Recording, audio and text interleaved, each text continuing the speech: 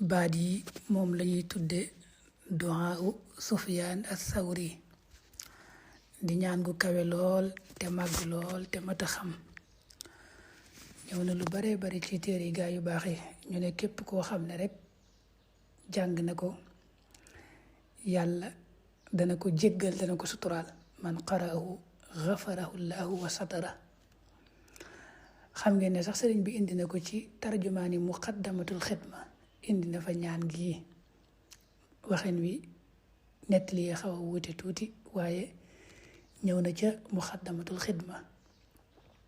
ci tarjumaan ji ci njëlbeen gi. Sufyaan as-Sawri nag ku baax la woon moom moo ko daa ñaane yàlla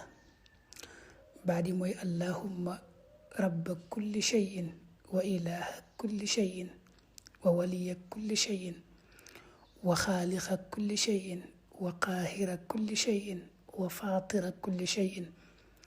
wa maalika kulli shay'in wa aalima bi kulli shay'in wa xaakima ala kulli shay'in wa qaadira ala kulli shay'in fa bi qudratika ala kulli shay'in igfir li kulli shay'in wa hab li kulli shay'in wala tas'al li an shay'in wala tuxaasibni bi shay'in.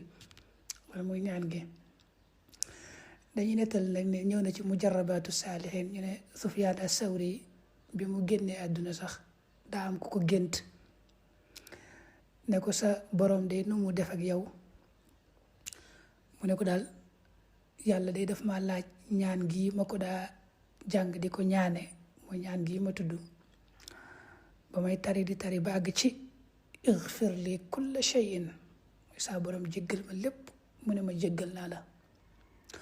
ma teg ci wahab li kulla shay'in may ma lépp mu ne ma may naa la lépp. ma teg ci wala tasalni an shay'in te bu ma laaj ci dara mu tegal ma ci wala asaluka bi shay duma la laajati dara. ma dolli ci wala tuxaasibni bi shay'in te bu ëllëgee bul ma xisaab ci dara mu ne ma wala uxaasibuka fi shay duma la xisaab ci dara. mettali boo ñëw na ca mujarrabaat mu ñaan gu matale kon te mata bari lool moom la nag sëriñ bi indiwaat ci xidma rek nu koy jàng.